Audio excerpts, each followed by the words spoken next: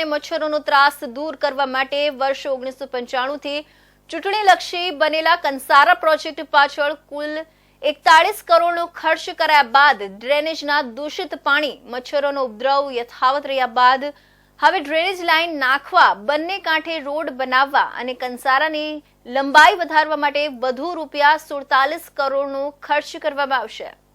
આ કંસારો શહેરના 4 વોર્ડની 3 લાખ જનતાને સ્પર્શતા કંસારા નદી છે, જેને શુદ્ધ કરવા ₹41 કરોડનો પ્રોજેક્ટ અમલમાં મૂક્યો હતો। હાલમાં 8 કિલોમીટરનો આ પ્રોજેક્ટમાં આખો હાથી જતો રહ્યો છે, પણ પૂંછડેથી અટક્યો છે। જમીન સંપાદન કરવાની બાકી છે, ડિમોલેશન કરવાનું બાકી છે। જમીન સંપાદન કરવા સહિત પ્રથમ ફેઝનો ખર્ચ ₹47 થી 48 કરોડે પહોંચી જવાનો અંદાજ છે। હાલમાં બંને બાજુ આરસીસી કામ કરાયેલું છે। અધધ વચ્ચે ચેકડેમો બંધાયેલા છે। અંદર શુદ્ધના બદલે ડ્રેનેજનું પાણી ભરેલું છે। નદીમાં 4-4 ફૂટ ઘાસ ઉગી નીકળ્યું છે, જેને લઈ આ વિસ્તારોમાં મચ્છરોનો ઉપદ્રવ વધ્યો છે। આવા સંજોગો વચ્ચે દૂષિત પાણી બંધ કરવા ડ્રેનેજની લાઇન નાખવી પડશે। બંને કાંઠા પર જાળી બનાવી છે, છતાં અંદર કચરો ફેંકાઈ રહ્યો છે। બંને કાંઠે રોડ બનાવવા ઉપરાંત ડ્રેનેજ લાઇન નાખવા અને હયાત પ્રોજેક્ટમાં બંને કાંઠા પર લંબાઈ વધારવા માટે કોર્પોરેશને ટેન્ડર બહાર પાડ્યો હતો। હું એવું માનું છું છેલ્લા 25 વર્ષથી ફક્ત ચૂંટણીલક્ષી આ પ્રોજેક્ટ હતો। વારંવાર ચૂંટણીમાં વાયદા આપે કે કંસારા ફ્રન્ટ, રિવરફ્રન્ટ બનાવશું, અને હું આપને આપના માધ્યમથી કહેવા માંગુ છું આખા દેશમાં કોઈ એક પ્રોજેક્ટ એવો છે કે કંસારા શુદ્ધિકરણથી માંડી છેલ્લો કંસારા સજીવીકરણ 3 વાર નામ આપવામાં આવે, 3 વાર ખાતમુહૂર્ત કરવામાં આવે, અને આ પ્રોજેક્ટ ઓલરેડી 41 કરોડ જે તે વખતે ફાળવેલા, અમલમાં મૂક્યો ત્યારે 41 કરોડ। હવે પરિસ્થિતિ એવી થઈ કે આ પ્રોજેક્ટ ચાલુ કર્યા છતાં પણ પરિસ્થિતિ લોકોને જે બેનિફિટમાં હોય તો બેનિફિટ મળ્યો નથી। પ્રથમ વખત કોઈ એજન્સીએ હાથ ઝાલ્યો ન હતો, પરંતુ બીજી વખતમાં 2 એજન્સી પૈકીની ઓછા ભાવ ભરનાર એજન્સીએ અધધ 37% વધુ ભાવ ભર્યા છે। તંત્રએ નેગોશિએશન કરીને 19% એજન્સીને સહમત કરી છે, પરંતુ તેમ છતાં કુલ ₹47 કરોડનો ખર્ચ થશે, જે ખર્ચને આજે મળનારી સ્ટેન્ડિંગ કમિટીમાં મંજૂરી આપવામાં આવી હતી।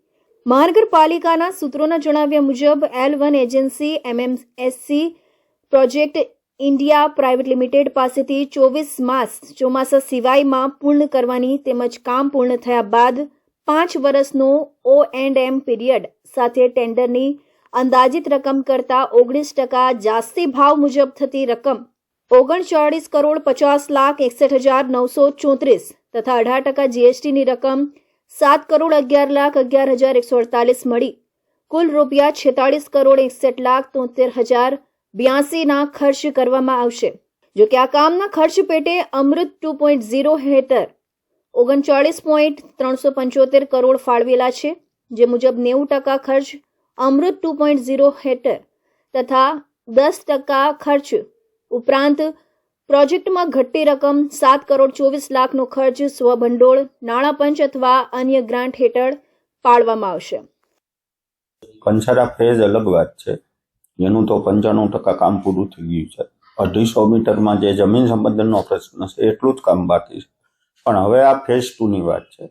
એટલે ફેઝ 2ની અંદર શિક્ષકથી જે કંસારા નીકળે છે બીજું ફાટું, અને જેને આપણે વરસાદી પાણી બોર તળાવ લઈ જઈ રહ્યા છીએ, તેને જ આ રીતે પાકી કેનાલ ને ઈ કરવાનું છે। એક કમ્પોનન્ટ ઈ છે।